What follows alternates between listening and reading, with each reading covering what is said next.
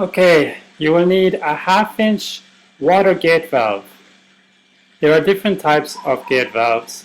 The one I've chosen to use has a brass insert inside, and it goes, if you look, it goes up and down. You can also use a different type that has a rubber washer that goes up and down, but I have chosen to use this type. So you will need this as your switch, and also you will need a Carling Technologies or 135 BL rotary switch. You can get this online or maybe in an electrical store.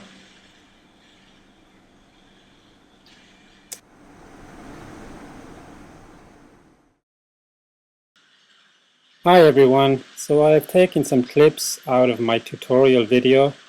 The link to my tutorial video is in the description, and the lamp I made is by the lamp. So the tutorial video is nearly 1 hour long, and it goes through everything in great detail, and I will walk you through every step very slowly for any beginners out there. So you too will be able to make the by the lamp or any lamp you want to design in the future.